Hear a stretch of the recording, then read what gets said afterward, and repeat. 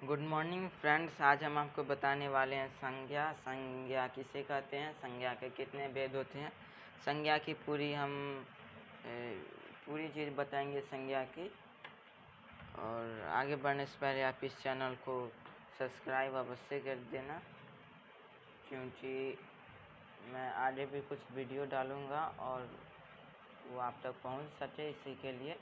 जैसे अभी मैं संज्ञा का डाल रहा हूँ, वीडियो अपलोड कर रहा हूँ, हो गया। और विशेषण, क्रिया, अव्यय, शब्द रचना, ये सारी वीडियो मैं बना के अपलोड करते रहूँगा इसी 10-15 दिन में। तो आप सभी से निवेदन है कि आप इस चैनल को सब्सक्राइब कर दें, क्योंकि जो भी मैं वीडियो बनाऊँ वो आप तक पहुंच सके। यदि आप सब्सक्राइब करते हैं तो आप जब YouTube ओपन करेंगे तो आपको वो मिल सकते हैं। इसी के लिए आप मेरे चैनल को सब्सक्राइब कर दें, और यदि नोटिफिकेशन लेना चाहते हैं तो नोटिफिकेशन भी ऑन कर दें। अब हम चलिए बात करते हैं संज्ञा। संज्ञा सभी जानते होंगे। देखिए, संज्ञा जो है ये सारी हिंदी की बहुत ही अच्छी है। यदि आप ये सारी चीज़ आपको पता है तो आप किसी भी वाक्य को शुद्ध हिंदी भी बोल सकते हैं। तो शुद्ध संज्ञा हिंदी की जो व्याकरण है वो हम आपको बताएंगे। थोड़ी टाइम लगेगी। आप चैनल को सब्सक्राइब और लाइक ज़रूर कीजिए। लाइक और सब्सक्राइब से मुझे खुशी बहुत होती है।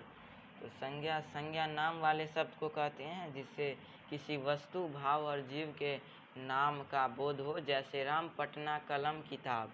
संज्ञा के 5 भेद मानते हैं, ये सभी जानते हैं। यहाँ भी लिखा हुआ है: जातिवाचक, व्यक्तिवाचक, गुणवाचक, भाववाचक, द्रव्यवाचक। यह वस्तु जो मैंने अभी कहा, संज्ञा में एक वस्तु, उसका एग्जाम्पल के तौर पे मानिए तो यहाँ वस्तु शब्द का प्रयोग व्यापक अर्थ में हुआ है, जो केवल वाणी और पदार्थ का वाचक नहीं है, वरन अनेक धर्मों का भी सूचक है। साधारण अर्थ में वस्तु का प्रयोग इस अर्थ में नहीं होता, अतः वस्तु के अंतर्गत प्राणी, पदार्थ और धर्म आते हैं। इन्हीं के आधार पर संज्ञा के भेद किए गए हैं। समझ रहे हैं ना, कि जो भी वस्तु हैं उन्हीं के आधार पर संज्ञा के भेद भी बनाया गया है।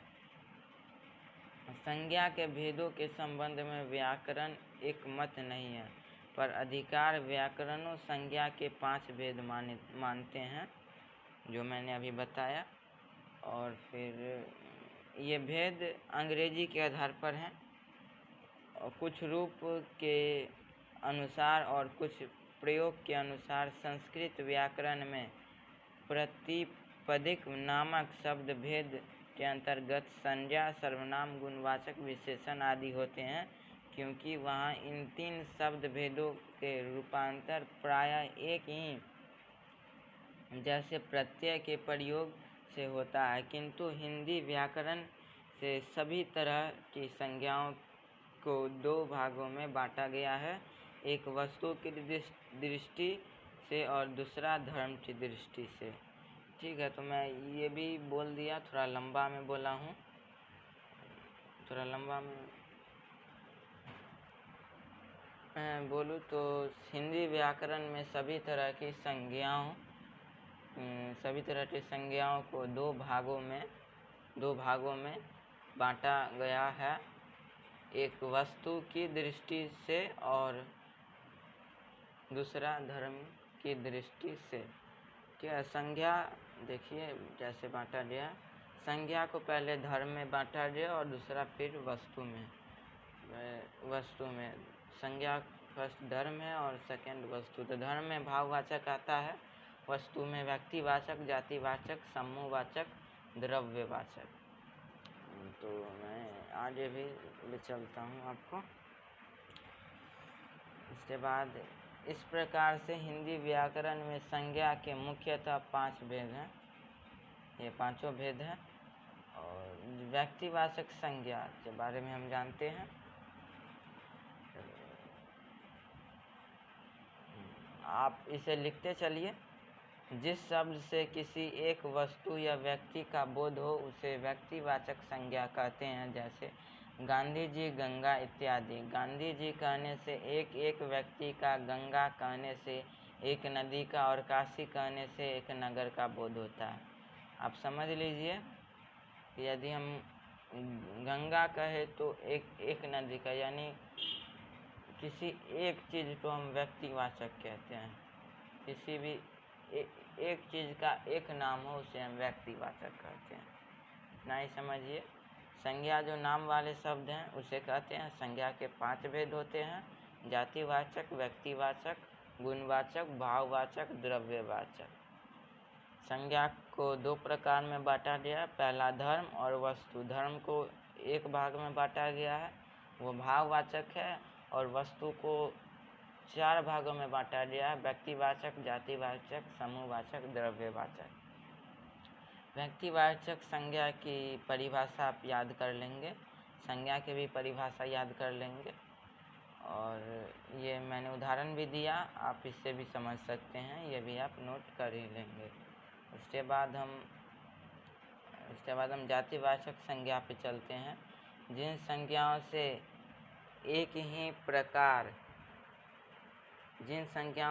ही प्रकार की वस्तुएं अथवा व्यक्तियों का बोध हो उन्हें जातिवाचक संज्ञा कहते हैं। तो हिंदी यदि आप समझते हैं तो आप इसे समझ ही रहे होंगे। जिन संज्ञाओं से एक ही प्रकार की वस्तुएं अथवा व्यक्तियों का बोध हो उन्हें जातिवाचक संज्ञा कहते हैं। सबसे पहले तो वो जो था वो आप लिख लें, उसके बाद मैं इसे थोड़ा एक्सप्लेन कर देता हूँ, इसे थोड़ा लंबा में। जिन संज्ञाओं से एक ही प्रकार की वस्तुएं अथवा व्यक्तियों का बोध हो उन्हें जातिवाचक संज्ञा कहते हैं।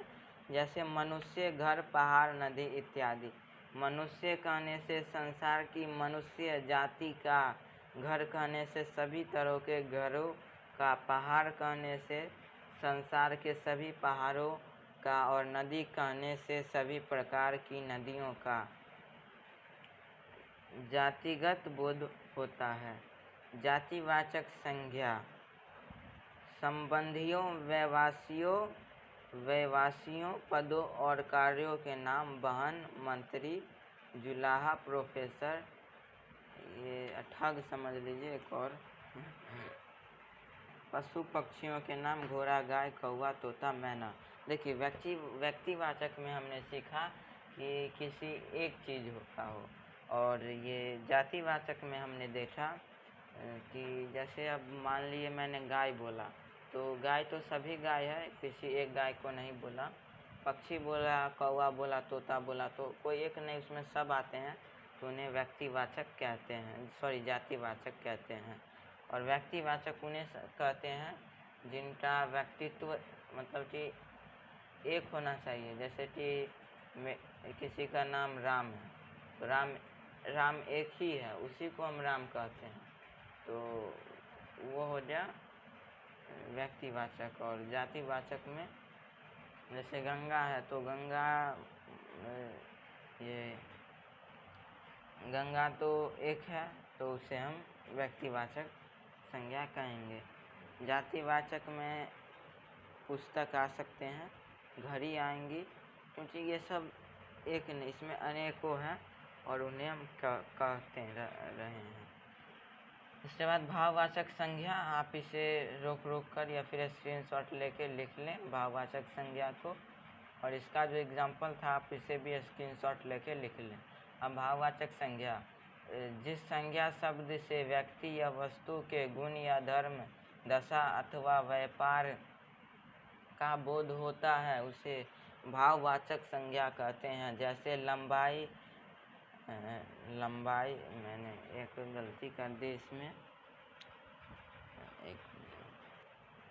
तो लंबाई, बुढ़ापा, नम्रता,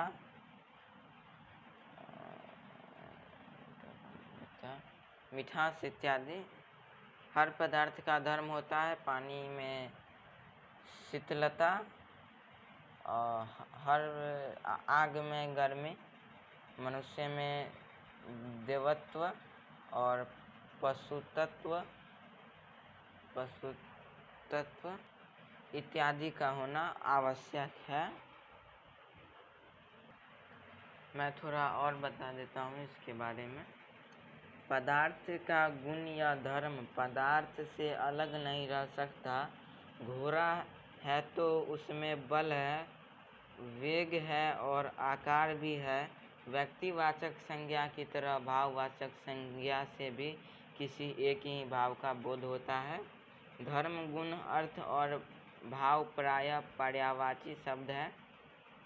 इस संज्ञा का अनुभव हमारी इंद्रियों को होता है और प्रायः इसका बहुवचन नहीं होता। तो इसका बहुवचन नहीं होता है, जो इसमें इम्पोर्टेंट मानिए, महत्वपूर्ण। और जो मैंने बताया इसका पर्यायवाची, प्रायः इसका पर्यायवाची शब्द है और इंद्रियों को इस संज्ञा का अनुभव हमारी इंद्रियों को होता है, ये भी मैंने बताया। अब हम बताते हैं भाववाचक संज्ञा किसे कहते हैं। जिस संज्ञा शब्द व्यक्ति या वस्तु के गुण या धर्म, दशा अथवा व्यापार का बोध होता है उसे भाववाचक कहते हैं। जैसे कि भाव मतलब समझ रहे हैं कि किसी का भाव, किसी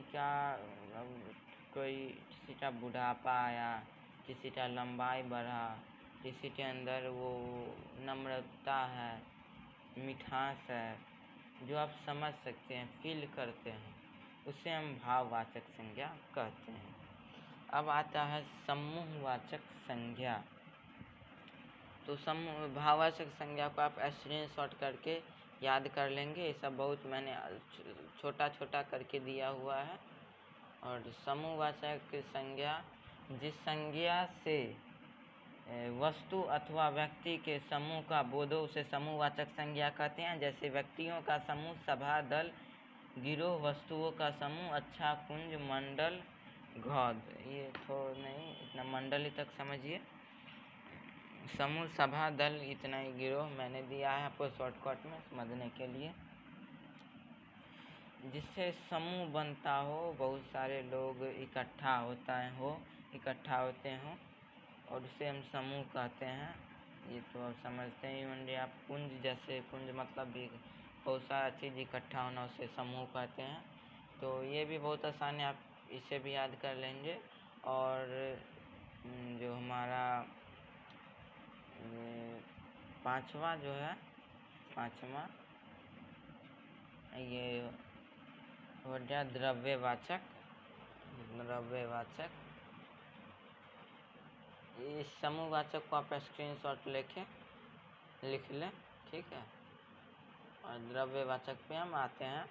द्रव्यवाचक संज्ञा, जिस संज्ञा से नाप तौल वाली वस्तुओं का बोध हो उसे द्रव्यवाचक संज्ञा कहते हैं। देखिए समूह और द्रव्यवाचक ये समझने में बहुत ही आसान है। समूहवाचक संज्ञा उसे कहते हैं जहाँ पे भीड़ हो, इकट्ठा हो, बहुत सारी चीज़ हो, उसे समूह कहते हैं। जो एक साथ इकट्ठा हो, जैसे चाबी में बहुत सारी कुंजी रहती है, उसे भी हम समूहवाचक के अंतर्गत मान सकते हैं। द्रव्यवाचक उसे कहते हैं जैसे हम पानी को हम तौल सकते हैं, नाप सकते, जिस चीज़ को हम तौलते हैं, जैसे लोहा को हम तौलते हैं या सोना को तौलते हैं, चांदी को तौलते हैं, दूध को तौलते हैं, पानी को तौलते हैं, तेल को भी तौलते हैं, तेजाब को भी तौलते हैं, और भी अनेक सारे चीज़ें इन सब चीज़ों को तौलते हैं। द्रव्यवाचक संज्ञा इन्हें कहते हैं। आशा करता हूँ आप सभी को याद हो जाएगा। इस तरह की वीडियोज़ के लिए आप इस चैनल को सब्सक्राइब अवश्य कर दें। इतना मेहनत से वीडियो बना रहे हैं और आपको भी इसमें ज़रूर हेल्प मिलती होगी। ठीक है, धन्यवाद।